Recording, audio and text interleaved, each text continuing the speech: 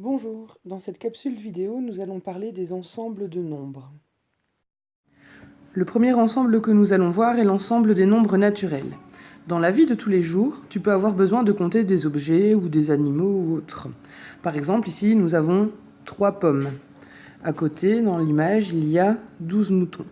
Eh bien, les nombres naturels, tu les connais. Ces nombres te servent à compter. Donc, c'est par exemple 1, 2, 3, 4, 5, 6, et ainsi de suite. Et cela continue jusque l'infini. Compter, pour toi, c'est naturel. C'est pour ça que cet ensemble, ça s'appelle l'ensemble des nombres naturels.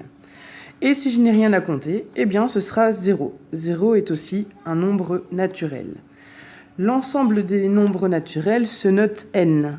On va faire une petite barre devant pour le distinguer du n majuscule. Donc n, c'est l'ensemble des nombres naturels.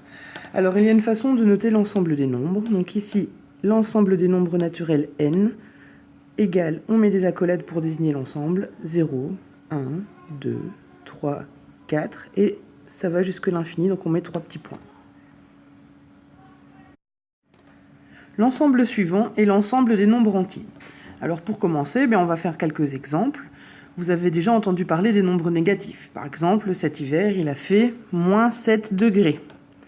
Un sous-marin peut descendre à moins 200 mètres de profondeur. Jules César est né 100 ans avant Jésus-Christ, donc en l'an moins 100.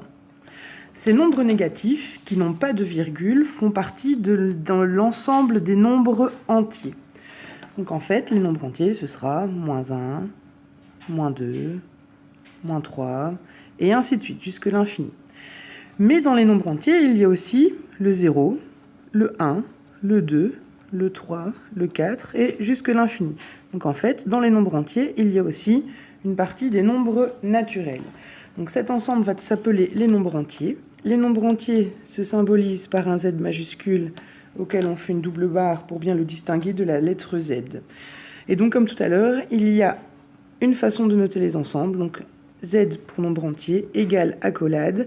Et bien cette fois-ci, ce sera les nombres négatifs, donc moins 3, moins 2, moins 1, mais aussi les nombres naturels, donc les nombres entiers positifs, 0, 1, 2, 3, jusque l'infini.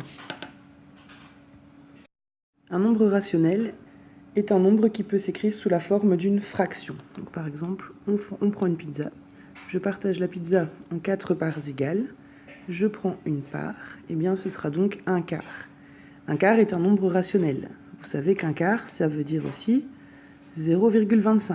0,25 est un nombre rationnel. Un autre exemple, un tiers.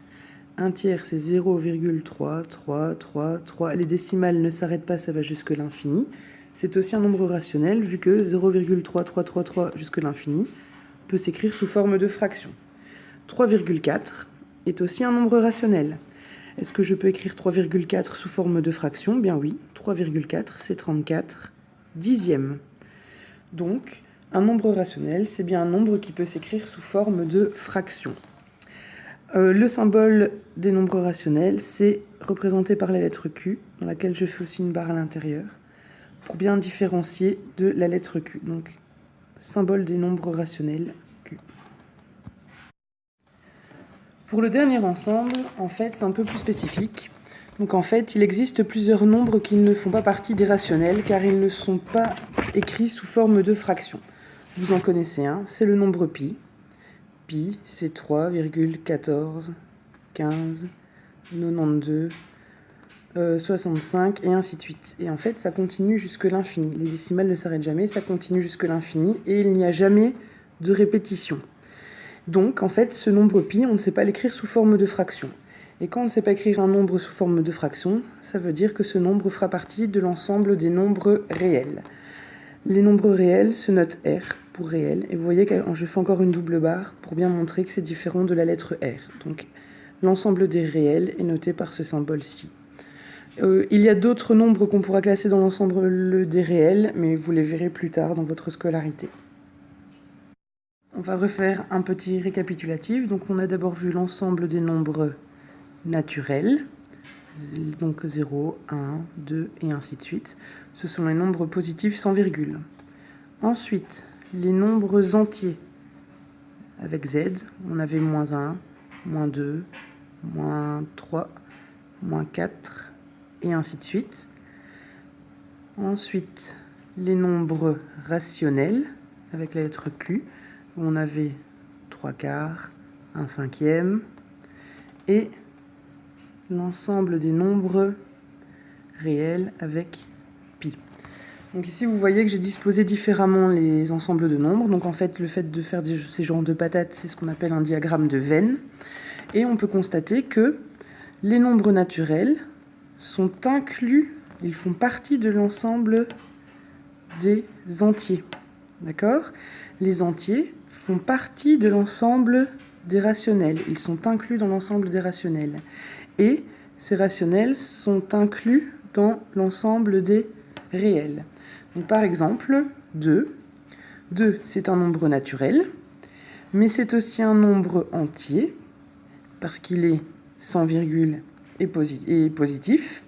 C'est aussi un nombre rationnel, parce que 2, c'est la même chose que 4/2, ou 2/1, on sait l'écrire sous forme d'une fraction, et ça fait aussi partie de l'ensemble des réels, parce que l'ensemble des réels, c'est l'ensemble de tous les nombres. Si vous avez des questions, n'hésitez pas à me les demander en classe.